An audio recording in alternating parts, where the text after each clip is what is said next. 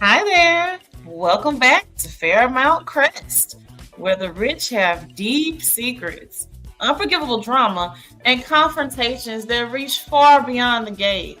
On this episode, we're unpacking a wild week from Smitty and Jacob's startling revelations to Danny and Nicole's dramatic admissions. You come for the recap, but stay for the fun. We're not just dropping the soap, we're spilling the tea. So, clutch your pearls and guard your plasma. Let's get into it. Just for kicks. Just for kicks. um, so we finally kind of got just about back on track with some normal amounts of episodes this week in Fairmount Crest. If I'm being honest, I'm getting a little exhausted with the plasma ring. I'm not gonna lie. I'm getting a little exhausted. I don't know. Maybe it's just me. What are your thoughts? Right now I'm kind of excited to see how Joey is gonna get himself mixed up into all of this. Right. So right now what I'm thinking is he's gonna use it to kind of like go to the Duprees and say, see, I saved your people yet again. It's not one of your inner circle, but it's, someone married to the inner circle.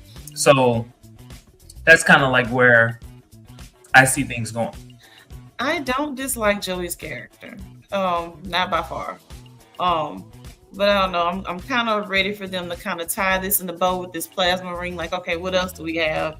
And you spoke to it before. I know I haven't gotten into the questions yet, but how you mentioned, like, okay, we've seen Orphe Jeans, we've seen the country club, we've seen everybody's house. When are we going to get into some courtroom drama and face off? I'm really hoping that we will get that. But yeah, I'm just about sick and tired of seeing the hospital and the country club at this point, and I'm sick of plasma. At this point, I'm about to fucking donate my plasma. Just excitement from this. My goodness.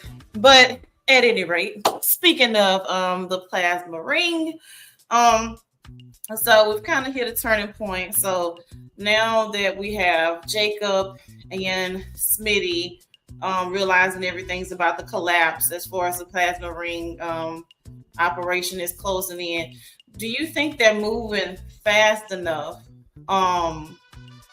Or did they move fast enough rather with, I guess, getting Chief Hawthorne involved and all of these other moving pieces?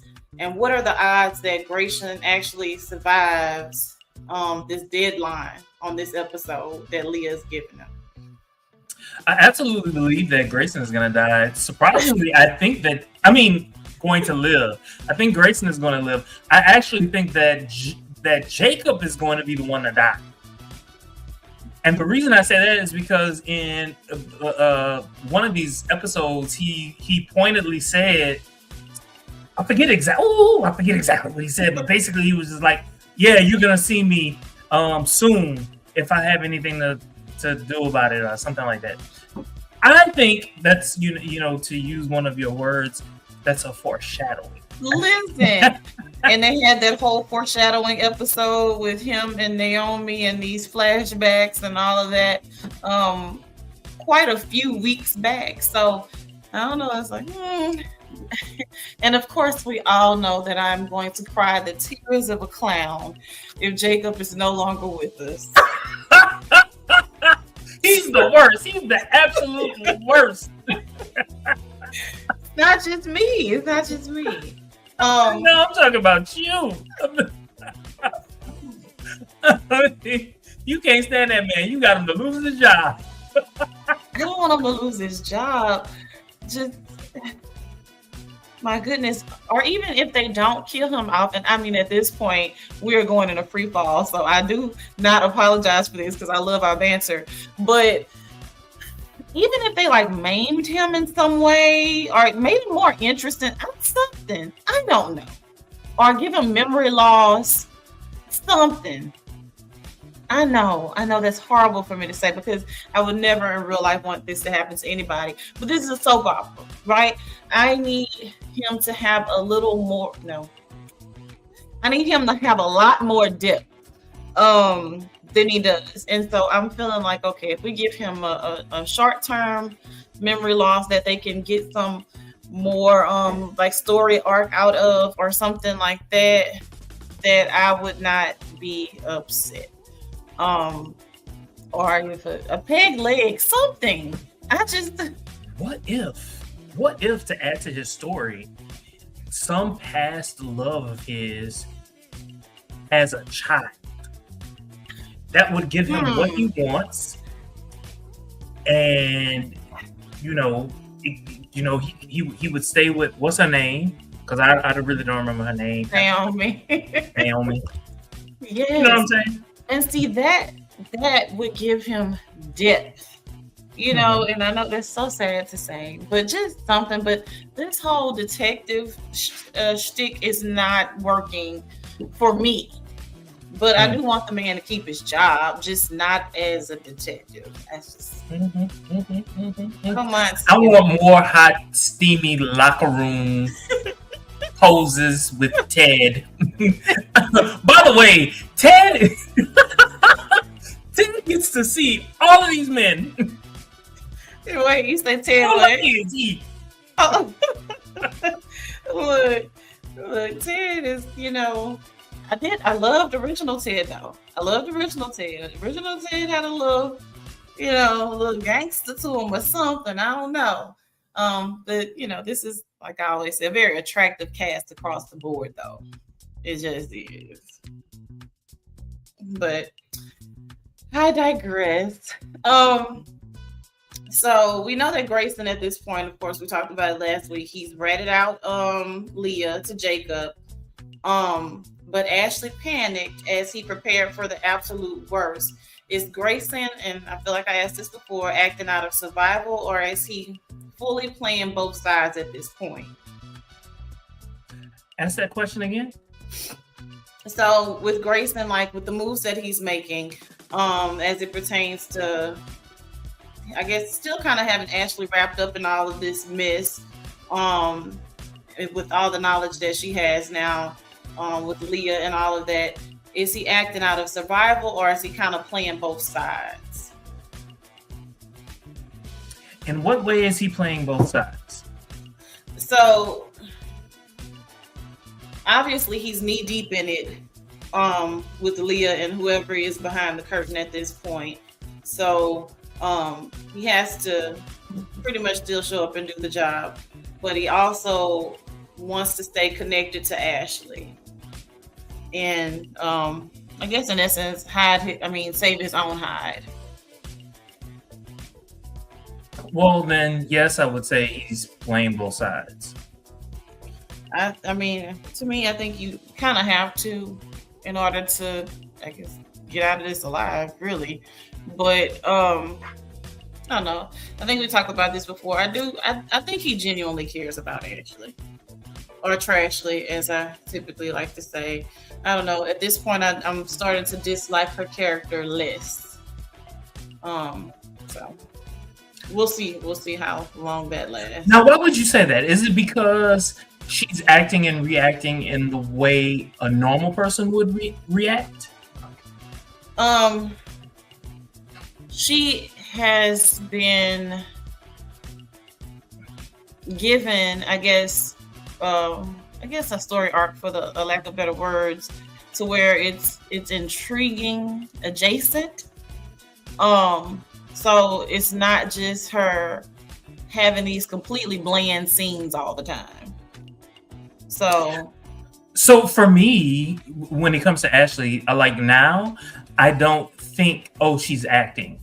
I just think, oh, I'm continuously watching this show. You know what I'm saying? Like before, like I felt like she was acting, whereas now she's completely immersed within the show. Okay. About it. So yeah, not the nausea doesn't come when she comes on the screen now, and so for that I am eternally grateful. You know what? She's advancing the storyline. She's advancing a storyline that is compelling enough. Yes. I would agree. So, Did not see this coming, oddly enough. Marcel and the chief of police, Chief Hawthorne, Jacob's dad. Um, they have this whole interrogation, so to speak, which Leah doesn't know she's being interrogated. She's thinking that she's having a solid done for her by her police friend. Um, so Marcel brings her in, right? And he's like looking at the camera footage, trying to figure out who hacked Nicole's computer, or at least that's why Leah thinks she's there. And so he's like, I noticed that this part of the footage is missing or whatever. So Leah's in essence kind of backed into a corner, but she doesn't know how much they know. So didn't see that coming, that Marcel and Chief Hawthorne already kind of had Leah pegged, so to speak, with the cover up. So the question is, Marcel officially exposes her camera cover up and actively questions her. So is Leah fundamentally a villain in this arc, or is she trapped in a corner by greater forces? She's trapped into a corner by greater forces. However, this is something that she put herself into. So it goes back to I can't remember her name, but it's I can't remember these people's names. But this old girl who left the show, she was Bill's wife's friend. You know what I'm talking about? Bill's wife's friend. Lynette. Yeah. So Lynette double-crossed Leah. So now Leah needs to make up some money, however way that she possibly can. And I don't know exactly how she got into this, but she got into it. And I'm assuming that the money is good. And it's doing what it's supposed to do. But now she's realizing she's in too deep. But she's making the best out of the situation. I feel like she's gone a little too far. But anyway, that's what makes for you know what? She would be a good future villain, especially if she got out of this. She would be a good future villain because she's a good actress. She has presence, and she's believable. I think she's a villain. Let me tell you why. She did, in essence, kind of got herself put in this situation, but your overall character just like, I'm in a bad situation, and so I just have to do X, Y, and Z. But Leah is awful. Just even down to the way she treats Trashley. It's unnecessary, and so you kind of get off on having this duality in the hospital. You're the chief of the hospital, and you have your hands so deep in this plasma ring, and you took a Hippocratic oath to do no harm. But, I really, really already see her as a villain. I don't see her. To me, it seems too easy for you to be down this rabbit hole. To me, every time I see Grayson looks like he's in pain. Grayson looks like he's uncomfortable doing everything that he's doing. Leah appears to be enjoying this. Now, at this point that things are unfolding, of course, it's making her kind of squirm a bit because it's like, oh, damn, I could really go to jail. But I think Leah is 100% a villain. I don't think she's a good person at all. Not by far. I think she's going to get off. I think that we're going to see that she's going to become a future villain. And I think that she and Joey are going to join forces. What? I don't know. But and then, you got the whole Vanessa. She comes between Vanessa and Joey. And I just see all kinds of things happening. That's just the way my mind works. I love your mind. I love where this is going. Like, I mean, I'm here for a good triangle that doesn't start to bore me like what Nicole's got going on now. But yes, and more yes. So switching gears a little bit, our wonderful matriarch Anita Williams Dupree, has rung the bell and decided to go ahead and do a lumpectomy. Um, so, how do you think this major milestone, and if at all, will shift the dynamic now that her focus is turning toward the family's future? So, do you think her ringing the bell, getting better, is going to shift the family dynamic at all after this healthcare, or you don't think it'll, or will it not have an effect at all? No effect whatsoever, baby. She gonna Because still, really and truthfully, I mean, besides maybe 3 or 4 episodes where everyone was damn near crying and all of that, it didn't change the story arc. It didn't change the trajectory of the show. It didn't change anything at all. So I don't think that her getting better is going to change anything about the show whatsoever. Now, if she were to leave the show because of her health, I yes, think that would change things. agreed, agreed. If they have her or Vernon leave the show, they're losing a viewer. But now this is what I'm thinking. Shanice's aunt I love her. is a very compelling person. And I think that she could just slip in and be there with Vernon. Oh my God, the drama! I should have worn my pearls for this recording so I can clutch them. Oh my goodness, don't you dare put your hands on Vernon, but also I would love to see it. Oh my goodness. Yeah, she is very, very, very compelling. I love whenever she just has this way about herself. Just very, I don't know. She has this je ne sais quoi. I don't know. She's Um, motherly. She's intelligent. she a She's thug. sophisticated. She's a woman of the world. She's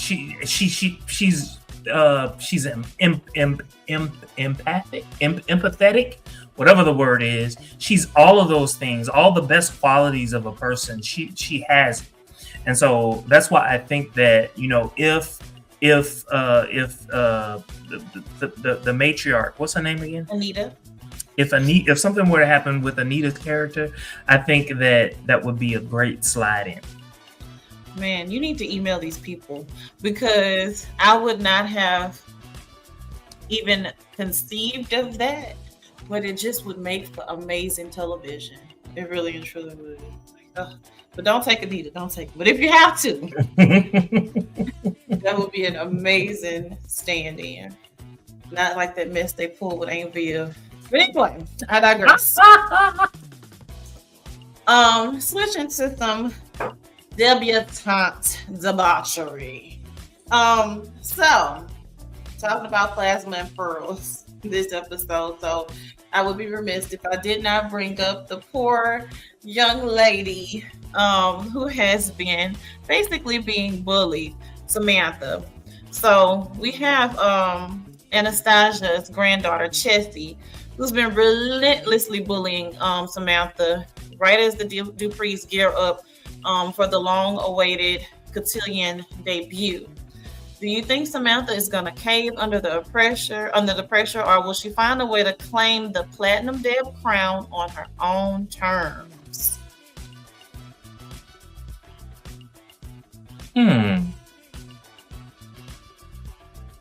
I don't think she's going to cave under pressure. I think she has a strong enough support system where that is not likely. Will she win? The way the show is set up, it's almost as if it's a foregone conclusion that she's going to win. I'm not certain whether she actually will or not.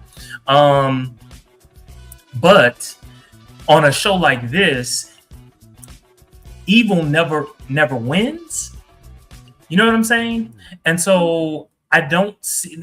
It might be someone else that wins, but Tessa or whatever her name is, Tressa, whatever, Chessie, Francesca.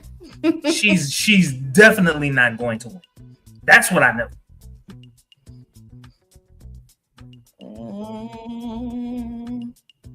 I'm interested to see. Chessie is just, I get tired of seeing her and her grandma. But at the same time, it makes for good drama. It's like, at this point, I'm thinking, okay, Nicole, at what point are y'all going to come to blows? Because Anastasia just does not stop. She says the most vile things. And it's like, it must be nice to be reared in reared in this type of society to where propriety supersedes everything. Because my goodness, I could not imagine someone incessantly coming for my family like that and keeping my hands to myself. Yeah, So, yeah, this it's just a whole different world. So it just goes to show, this things are just so different behind these gates. Like I don't know. I don't know. I would have to leave the pearls on and still give you a run for your money. Like you're not gonna play with my family. So, yeah. but anyway, um, thoughts, if any, about speaking of your favorite person, Shanice's aunt. Um, thoughts about Ted kind of enlisting her or soliciting her help to kind of smooth things over with Shanice after he pretty much stepped in it, because he took up for Leslie in a way that really was off-putting for Shanice. And so, what are your thoughts about him asking her aunt for help? I think that was a smooth move, and let me tell you why. One of the best things that you can do is to admit a fault and ask for help. I think it was very bold, because it could have went another direction. Um, so, and I don't think it was like a boo boo the fool type situation. Like, what are you doing, Ted? It was bold though, quite bold indeed. Speaking of courtroom drama, like we did a few moments back. So Bill has explicitly stated that he has had a front row seat to Mike's slimy, creepy tactics in the past. Did Bill severely underestimate how far Mike would go to break the Hamilton family name, especially after Mike went so far as to intentionally hire someone to kind of goad Chelsea at the restaurant? Obviously, Bill did. However, in doing so, what he also did was he unleashed Bill. Now, Bill is going to do his own underhanded shenanigans, whatever they might be, and it will be justified given what he has done to his daughter. So, and I think viewers are going to be like, "Damn right, you have every right." You know what I'm saying? You have every right to do that, and that will endear Bill to so many. I didn't see Mike popping back up on the show. In fact, I never thought of him after that whole scandal with him being fired from the firm from harassing those women. He hadn't changed one bit. He's, even making comments toward Naomi right in front of her dad. I was surprised that Bill didn't go further, if I'm being honest, with him addressing Naomi's outfit, basically, and just still being an absolute creep. Disgusting. I got nothing. I agree with you. Just a little annoyed, like kick him or something. I don't know. So Chelsea's liability. So she completely loses her temper, which I don't think she lost her temper enough, if I'm being honest. But again, I don't come from behind the gates. So for me, it's a little different anyway. And she breaks the reporter's phone.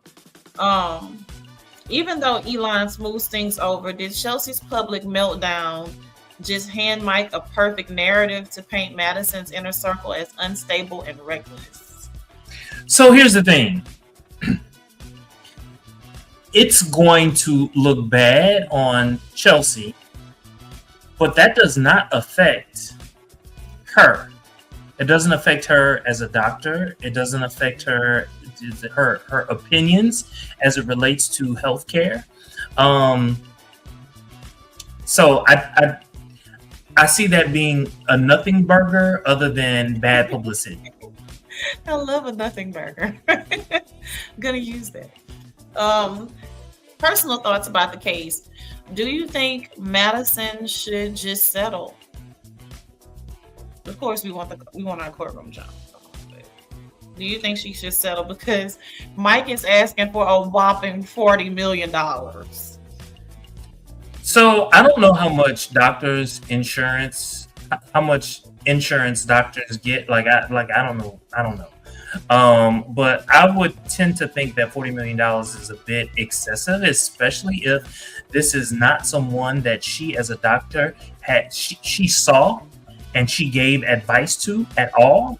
Um, if I were her, I would not settle. I would be banking on the fact that a jury, and or if she chose, if she was smart, if they were smart, they would go straight to a judge. It would not be a jury trial. It would be a judge who would make this determination, because a judge is like, this is bullshit. Get this out of my court. It's a waste of time. Yeah. I would agree. And that's when Mike came into the office and wrote down that $40 million on that piece of paper on Bill bust out laughing. I would have probably done the same. Like, you sound crazy. You sound absolutely crazy. So I would agree. Poor Madison. She bores me, but she doesn't deserve to get the short end of the stick. She's beautiful. She's gorgeous. Love to see her, but my God, she just bores me. Yeah, she's another one. She needs another storyline. Besides the fact she's dating whoever she's dating and she's a doctor. She needs, if they're gonna keep her around, if she wants to be kept around, she needs to have some friends. She needs to have a past love. She needs something. All these people need something, and I get it.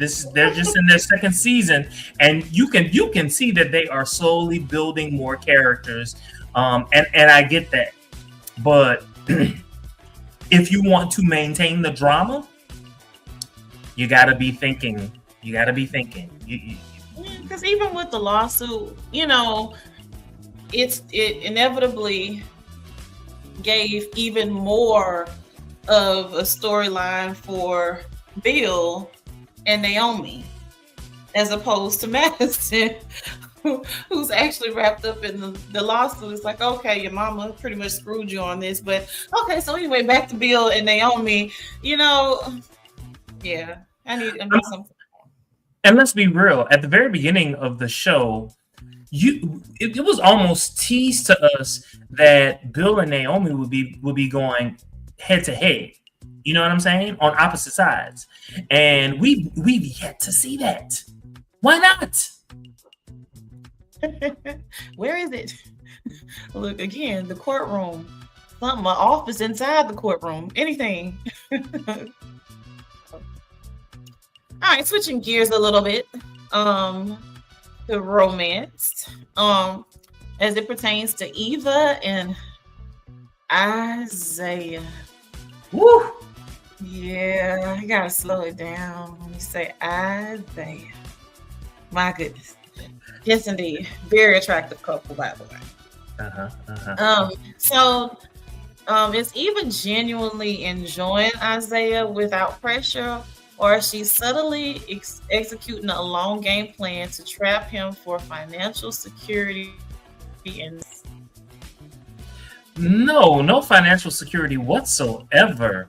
So I don't think that she necessarily saw this coming. I thought, okay, so yeah, he's sexy, he's nice to be around. I think she caught feelings kind of early. He didn't catch those feelings, but he's catching them now, and he's admitting his feelings and all of that other good stuff. I don't think that it was a long game at all. There's not much that he has to offer. I mean, he basically has a 9 to 5. Not a nothing burger. Now, does he, like, is there a possibility? I mean, like, let's say his dad gets shot, or his dad, whatever, and I don't know, and there's a policy on him, and da-da-da-da. Or Jacob. Let's say Jacob dies and he leaves half of his money to his brother. You know what I'm saying? Maybe there's a come up there. But in general, no. She's just looking for love. Yeah, I don't see Eva doing that either. Are we ever going to see this third brother in the Hawthorne family? Because I, I would Well, love to see that. well, we know he's a cop as well, right? And if he's older than Jacob, that means that he's got to be at least a detective right now. So he's wherever he is, and he's a detective. This is very surface for me. I just want to see what he looks like. Um, because this is an attractive family. He's. I'm going to assume that he's tall, and at this point, he's probably bald headed. All right. Now, switching gears to Isaiah's motivations and his love interest with Eva. So we know his background plays a massive role in how he treats people. He's a really nice guy. Is he genuine for Eva, or is he just acting out of professional pity and a deep-seated desire to fix her messy life? I don't see how he's fixing her messy life whatsoever. He keeps her mom at a distance, if you will. He listens to Eva. He doesn't really try to fix anything. So no, I don't think he's a fixer. I think he's a good calm to the storm that is happening all around Eva. Hmm. Hmm. And Hmm. if played right, I think this could be very healthy. Hmm. I really and Hmm. truly do. I really want this to work for Eva. Oh my goodness. Um, she's actually one of my favorites. And to me, she comes off as really, really genuine. Um, albeit our favorite resident psychopath, Leslie, being her mother. I don't love how people blatantly talk about her mother to her. I don't love that. Like, we all know the situation. I feel like they are a little too loose lipped with dragging Leslie to Eva. I don't like it. I don't like it. Well, I mean, it adds to the drama. I get why you say you don't like it, because how dare you talk about my mother to my face? Like, Yeah. I mean, it makes sense um for the writing, but it's just like y'all are too blatant with it, though. And I feel like it happens too often. Like, seriously? Seriously. All right, just one last thing. So spoilers for the very next episode reveal that a major character will meet their maker right as the Platinum Deb is crowned. Based on the episodes 84 through 88 from last week, who is your top prediction? You mentioned one earlier. Would it be Derek, Leah, or someone entirely unexpected? say that one more time. So based on the last week's episode, who do you predict will die? Will it be Derek, Leah, or someone else entirely? I know you don't think it's gonna be Leah because you feel like there's some kind of gold there with that character. Who the hell is Derek? I'm sick of you. They said Dalvin didn't renew that boy contract. Oh, him? I just want him to go off into the sunset, and we just forget that he's even a character. How about that? Because him dying is that there won't be any emotional reaction whatsoever. From anyone? No. It is more interesting when he faked that paralysis. When he faked that paralysis, that was probably the most interesting thing.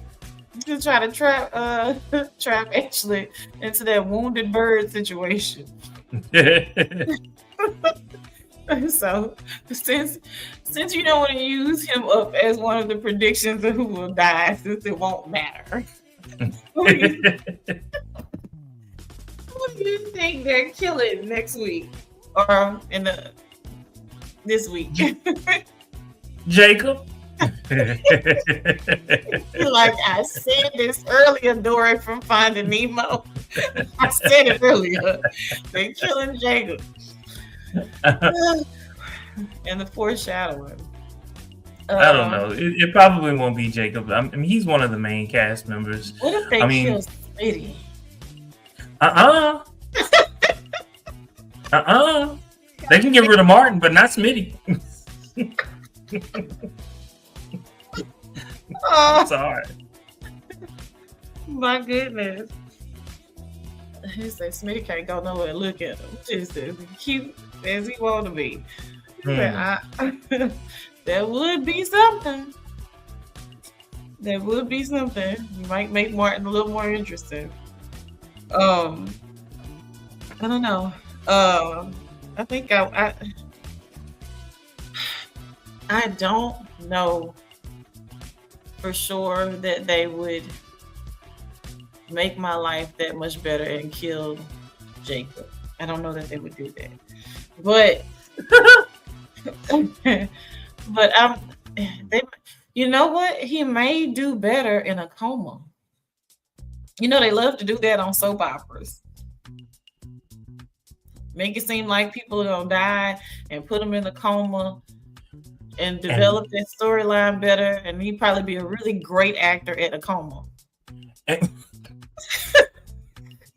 Because that is what happens every time I see him act. what? What? What if he has this coma and it changes his personality? You know what I'm saying? And then His acting. perhaps Yes. I'm getting excited. Like you wanted the writers. I'd have shifted in my seat and everything. Okay.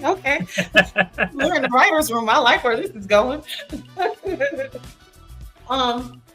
Which does happen in real life, so that's not far off base. I could get with that. Because I'm wondering, because it seems to be a spoiler, so they may not actually kill him or kill anybody. Maybe something else. So I have not seen today's episode yet. Have you seen it already? I have. You seem like it's lackluster. No, it was about the cotillion, and it was like, whatever. So no one died yet. No. Good Lord. Well, that is how it goes in the world of soap operas. Any other thoughts about this episode that we didn't get to discuss? We didn't really discuss Joey or Vanessa in these episodes. Any other thoughts or questions? So this is what I'm going to say about Vanessa's son. Yeah, I did not notice, but that boy is sexy. I mean, huh? I say Donnell. They gave him the blackest name ever. But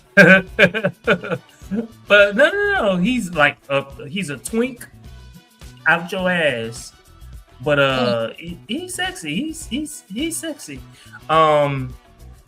And you know what? It reminded me of Young and the Restless back in the late 80s, early 90s, when we got a lot of very fair-skinned people on Young and the Restless. Mm-hmm. That's what he reminds me of.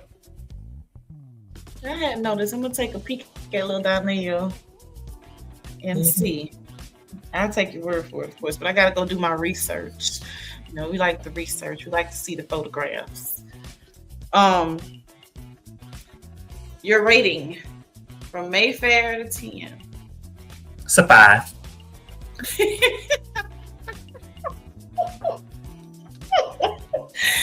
Say more. Say more. No, I mean, okay, so it's very okay. So this is what I know about soap operas. The drama does not kick up until summer because ratings go up in the summer. And they're prolonging it because they want to keep us invested. They want to keep us interested. They know that, storylines are lagging. And they were trying to figure out which storylines were like capturing people's attention. But this is what I'm going to say. The cotillion is wrapping up. That's boring. Um, so something is gonna take its place. Um, this whole plasma ring, that's boring. 3-ring circus. There's a possibility that it's going to go to court, and should that go to court, I'm hoping that that will be more exciting. I'm hoping that something will go bad, and the what do you call it? The investigation will have to end, and they'll just have to, take Leah to court. They take Leah to court, and she's going to point the finger to who the actual people are. That makes Leah a bad person on the show, which I think is going to be a good thing. They're going to take down whoever they need to take down, whoever that might be. But hopefully that sets the show up for something else in the future. I think a 5 was generous, considering. Before I give my rating, let me say this. I read this somewhere and I was like, dang, you know what? It's true. They were like, why do they think that when Jacob and Smitty put on a hat, that's a disguise? Why do they think what? When Jacob and Smitty put on a hat, that's a disguise. More of the reason why I think this undercover gig is stupid. They could have gave Jacob some dreads, it's like you put on a hat and a hoodie, and that's a disguise. It is not. It is not. So for me, I'm gonna say a 4.5, and there were things happening, but it was lackluster for me. I had to go back and kind of grapple at things because it was just like, okay, what are we gonna talk about? What's gonna happen here? Because something was happening, but nothing was happening at all at the same time. And so honestly, it's about a 4.5. I feel like we got more out of when the streaming was happening for the sports, and we only had 3 episodes for 2 weeks straight. And there was more going on there. And so, 4.5 for me. Not enough to have me stop watching the show. And like I mentioned earlier on, I'm really kind of getting exhausted with the plasma situation. And my goodness, like I said, I'm about to just go donate my own just from excitement for that. But I'm getting a little exhausted with it. So it's about a 4.5 for me. Not a Mayfair, but probably the lowest that I've rated the episodes thus far. But I think that this summer we're going to see a lot. I think we're going to see a lot happening. I believe that. Maybe lots of swimming pool scenes, Ooh. locker room scenes. Ooh, can I be Ted? Can I be Ted? Not a fly on the wall, but a person in the room. Yes, indeed. So come on, son. I mean, at this point, I'm ready. I'm ready to see Martin big old ass. You gotta donk on him. He definitely has a donk on him. Again, very attractive cats. I love that. All right. Anything else? Nah. No current drama circulating around the show. Nothing that I saw. The drama being that these episodes were boring as hell. I'm not gonna say boring as hell. Just move it along. I mean, I would have loved to have seen more Leslie and all her drama. Just more of it, just so I can laugh. Or even more Haley. Even more Haley, because I love to watch her make these faces and switch up right in front of these people, and literally no one sees. But I would agree. Anyway, well, thank you for joining us on Score. Do not forget to like, comment, and subscribe. We'll have the gates open again next week, so join us then. We've got questions and we know you have answers, so make love to our senses in the comments. Drop them down below.